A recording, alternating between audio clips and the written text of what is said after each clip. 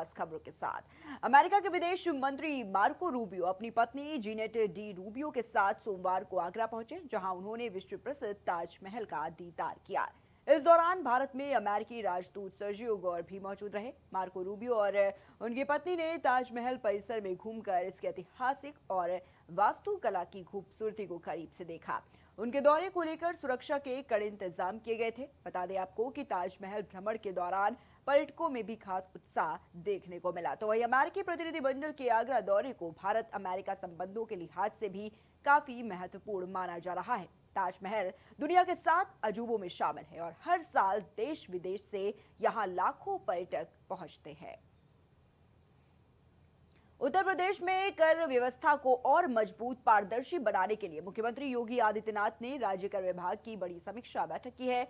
मुख्यमंत्री योगी आदित्यनाथ ने साफ कहा है कि सरकार का उद्देश्य सिर्फ राजस्व बढ़ाना नहीं, बल्कि ईमानदार व्यापारियों को सुविधा, सम्मान और त्वरित समाधान देना भी है। मुख्यमंत्री ने अधिकारियों को निर्देश दिए हैं कि जीएसटी पंजीयन, रिटर्न दाखिले, रिफंड और अपील जैसी प्रक्रियाओं में किसी भी प्रकार की अनावश्यक देरी बर्दाश्त नहीं की जाएगी। उन्होंने कहा कि तकनीक और डेटा एनालिटिक का उपयोग कर चोरी पर सख्ती की जाए, पर वैध कारोबारियों को हर संभव सहयोग मिले। तो वहीं बैठक में बताया गया है कि वित्तीय वर्ष 2025 और 26 में यूपी को जीएसटी और वैट से 1,15,977 करोड़ रुपए का राजस्व प्राप्त हुआ। तो वहीं 21.82 लाख सक्रिय करदाताओं के साथ उत्तर प्रदेश देश में सबसे अधिक जीएसटी करदाताओं वाला राज्य बन गया। मुख्यमंत्री ने फर्जी फर्मों और कर चोरी के खिलाफ कड़ी कार्रवाई जारी रखने के निर्देश दिए हैं। साथ ही अधिकारियों से कहा है कि वो खुद फील्ड में उतरकर व्यापारियों से संवाद करें और विश्वास आधारित प्रशासन का मॉडल स्थापित करें। यूपी के डिप्टी सीएम ब्रजेश पाठक ने सोमवार को अमरोहा पहुंचकर कलेक्ट्रेट सभागार में जिला स्तरीय अधिकारियों के साथ समीक्षा बैठक की है। तो वहीं बैठक में सरकार की जन कल्याणकारी योजनाओं, विकास कार्यों और प्रशासनिक व्यवस्थाओं की प्रगति की समीक्षा की है। डिप्टी सीएम ने अधिकारियों को निर्देश देते हुए कहा है कि सरकार की योजनाओं का लाभ हर पात्र व्यक्ति तक पहुंचना चाहिए। साथ ही उन्होंने स्पष्ट कहा कि किसी भी स्तर पर लापरवाही बर्दाश्त नहीं की जाएगी और सभी अधिकारी पूरी जिम्मेदारी और पारदर्शिता के साथ कार्य करें। तो वहीं बैठक के दौरान स्वास्थ्य, शिक्षा, राजस्व और विकास कार्यों समेत विभिन्न विभागों के प्रगति रिपोर्ट पर चर्चा भी हुई। अधिकारियों को समयबद्ध तरीके से कार्य पूर्ण करने और साथ ही आम जनता की समस्याओं का त्वरित समाधान करने के निर्देश भी दिए गए। डिप्टी सीएम ने कहा कि सरकार जनता को बेहतर सुविधाएं उपलब्ध कराने के लिए प्रतिबद्ध है और इसमें किसी प्रकार की ढिलाई बिल्कुल भी स्वीकार नहीं की जाएगी। लखनऊ विश्वविद्यालय में ड्रेस कोड लागू किए जाने के फैसले का छात्रों ने विरोध शुरू कर दिया है। सोमवार को बड़ी संख्या में छात्रों ने छात्र संघ चौराहे पर प्रदर्शन किया और विश्वविद्यालय प्रशासन के खिलाफ जमकर नारेबाजी की है। प्रदर्शन कर रहे छात्रों का कहना है कि ड्रेस कोड का फैसला छात्रों की स्वतंत्रता पर असर डालता है। छात्रों ने प्रशासन से इस निर्णय को वापस लेने की मांग की। तो वहीं मौके पर प्रदर्शन को देखते हुए विश्वविद्यालय परिसर और आसपास सुरक्षा व्यवस्था भी बढ़ाई गई। फिलहाल विश्वविद्यालय प्रशासन की ओर से इस मामले में कोई भी आधिकारिक बयान अभी तक सामने नहीं आया। ये जो गवर्नर साहब हैं, ये सो पे उठते हैं, इसके बाद कहते हैं चलो आज शाही फरमान देते हैं। काफी दिन हो गए मोबाइल लाइट में नहीं आए हैं, कहाँ से शाही फरमान देते हैं, सब लोग ड्रेस पहन के आएंगे। ये विश्वविद्यालय के छात्रों को एनिमल नहीं कैटल समझते हैं। कैटल मतलब होता है आके जाने वाला पशु। अगर आपको समानता लानी है, समानता शिक्षण संस्थानों में लाइए, सबको एक जैसी शिक्षा दीजिए।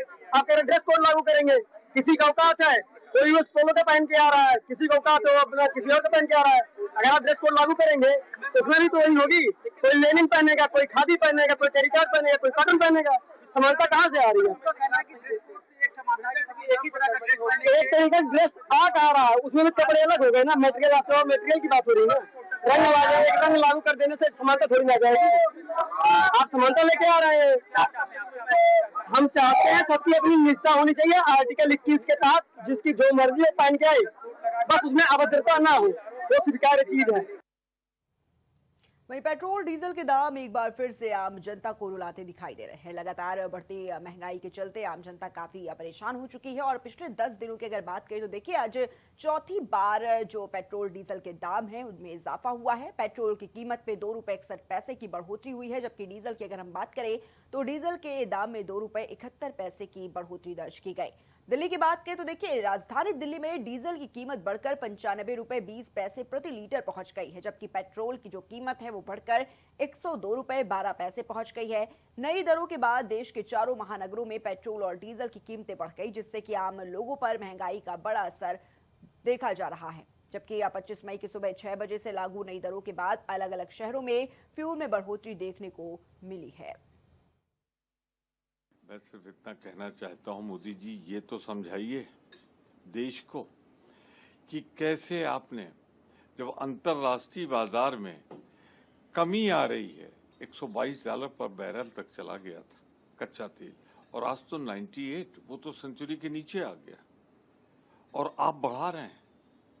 एक तरफ कह रहे हैं आप कि देश में कोई कमी नहीं है, और दूसरी तरफ आप दाम बढ़ा रहे हैं।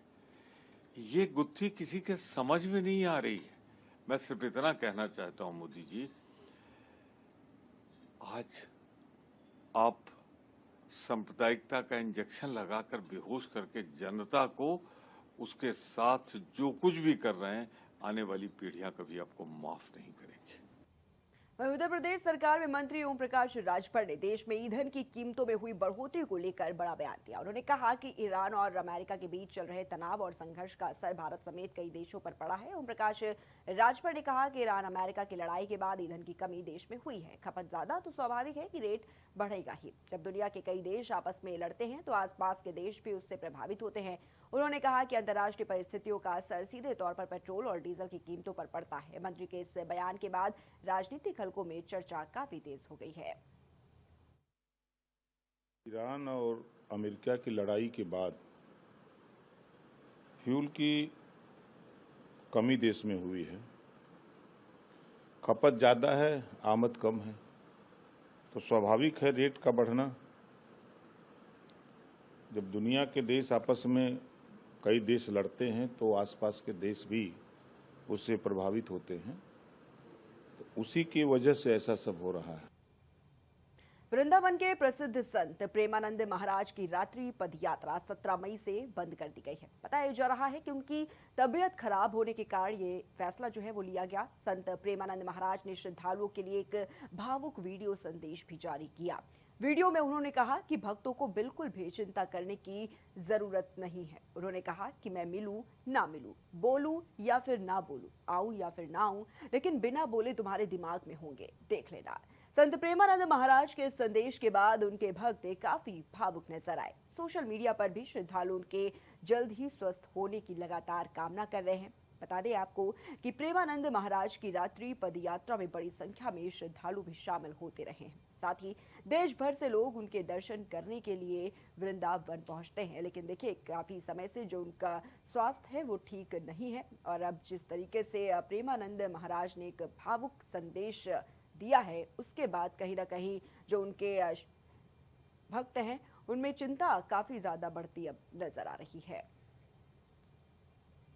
आगरा के ताजगंज क्षेत्र स्थित चौपाटी में एक दर्दनाक हादसे ने हर किसी को झकझोर कर रख दिया है, जहां फिरोजाबाद से परिवार के साथ आगरा घूमने आए 16 साल के कुणाल अग्रवाल की जिप लाइन से गिरकर मौत हो गई।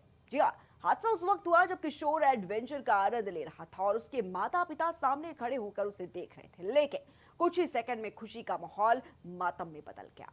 जानकारी के मुताबिक फिरोजाबाद निवासी चूड़ी कारोबारी पंकज अग्रवाल अपने परिवार के साथ आगरा घूमने आए थे। ताजमहल देखने के बाद परिवार बच्चों की जिद पर ताजगंज स्थित चौपाटी पहुंचा। यहां लगे एडवेंचर गेम्स को देखकर 16 साल के कुणाल जिप लाइन पर जाने की जिद करने लगा। परिवार ने उसकी खुशी के लिए अनुमति तो दे दी, लेकिन इस किसी को यह अंदाजा नहीं था कि ये फैसला उनकी जिंदगी का सबसे बड़ा दर्द बन जाएगा। ताजगंज पर सूचना प्राप्त हुई थी कि थाना ताजगंज स्थित चौपाटी के पार्क में रोपवे से एक बच्चा गिर गया है। तत्काल एसएचओ ताजगंज व उनकी टीम के द्वारा जो है घटनास्थल का निरीक्षण किया गया। जो बच्चा घायल है उसका नाम कुणाल अग्रवाल है, जो जनपद फिरोजाबाद का रहने वाला है। इसको तत्काल एसएम मेडिकल कॉलेज ले जाया गया, जहां पे डॉक्टरों के द्वारा उसे मृत घोषित कर दिया गया है।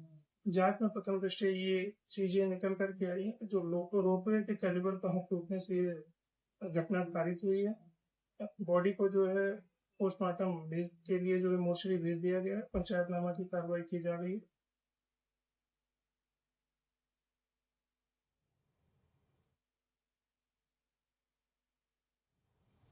उत्तर प्रदेश में शुरुआत में ही गर्मी ने अपना विकराल रूप दिखाना शुरू कर दिया है। प्रदेश के कई जिलों में तापमान लगातार नए रिकॉर्ड्स बना रहा है और लोग भीषण लू की चपेट में हैं। आपको बता दें कि बादा में जो पारा है वो 46.8 डिग्री तक पहुंच गया। साथ ही प्रयागराज, झांसी, हमीरपुर और उरई समेत कई शहरों में तापमान 45 डिग्री के पार दर्ज किया गया है। मौसम विभाग ने कई जिलों में रेड अलर्ट जारी करते हुए लोगों को दोपहर के समय घरों से बाहर ना निकलने की सलाह दी है। तो वहीं कुछ इलाकों में तेज आंधी और गरज चमक के साथ मौसम बदलने के भी जो संकेत हैं वो मिल रहे हैं। इस बुलेटिन में फिलहाल के लिए इतना ही। आप देखते रहिए इंडिया सुपर।